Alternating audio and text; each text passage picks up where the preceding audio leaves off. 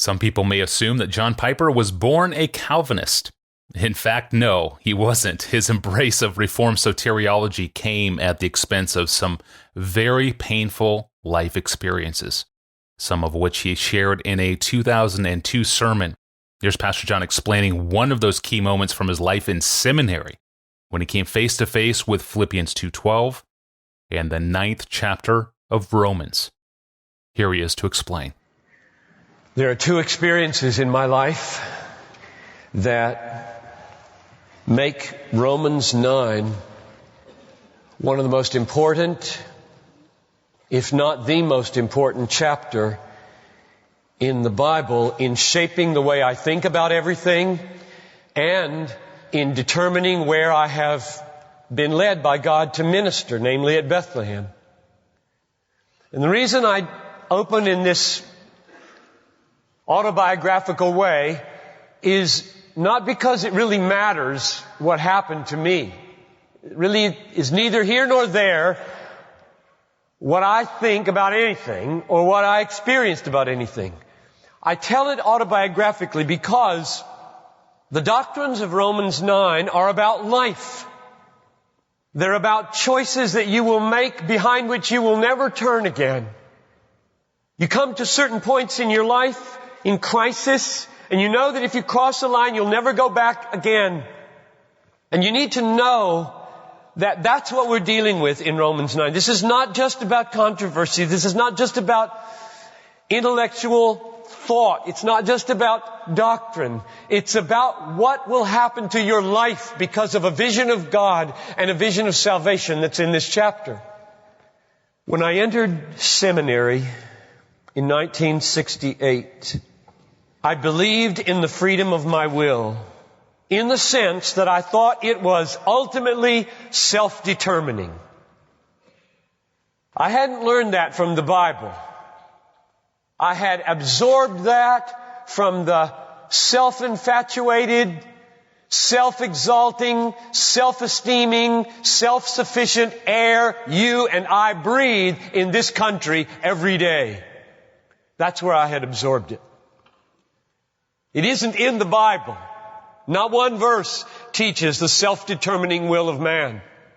But I believed it, just like most people believe it. The sovereignty of God meant to me, He can do anything with me I give Him permission to do. That's what the sovereignty of God meant. And with this frame of mind, I entered a class on Philippians taught by Daniel Fuller. And I entered a class on the salvation of man taught by James Morgan, who died of cancer while I was at Fuller. In Philippians, I hit head on verse 12, chapter 2, work out your salvation with fear and trembling. And then I hit like a brick wall the ground clause. For God is that one who is at work in you to will and to work for His good pleasure. Beneath my willing is God's willing, and beneath my working is God's working. The question wasn't, do I have a will? The question was, why do I will what I will? And the ultimate answer, not the only answer, was God. Then I entered this systematic theology class with James Morgan. We dealt, as all systematic theology classes do, with the doctrine of election and grace. Romans 9 proved to be the watershed text in that class. I ran into these verses in chapter 9, verse 11.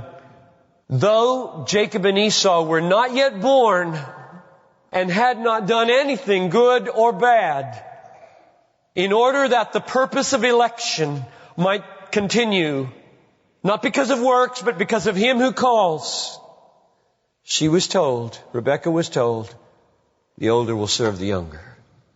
Before they'd done anything good or evil, in order that election might stand, Esau was made subservient to Jacob. And it raises the question of the justice of God. And therefore in verse 14 we read in that class, and you can read right now in your Bible, is there then injustice on God's part? And he answers no, and he quotes Moses.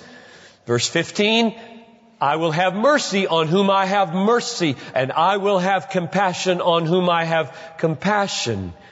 Which raises the question of his irresistible will, which Paul raises in verse 19. Why then does he still find fault? Who can resist his will? And he answers in verse 21, has the potter no right over the clay to make out of the same lump one vessel for honored use and another for dishonorable use? Now, emotions run very high in a 22-year-old or 82-year-old who finds his man-centered world collapsing around him.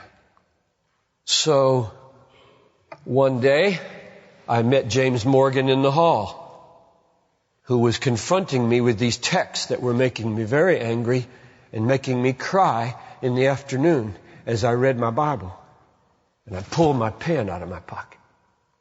And I stood in front of him, and after a few minutes of heated discussion, I held my pen in front of his face, and I dropped it on the floor. And with far less respect than a 22-year-old ought to have for a teacher, I said, I dropped it. I dropped it. As though that would settle the issue.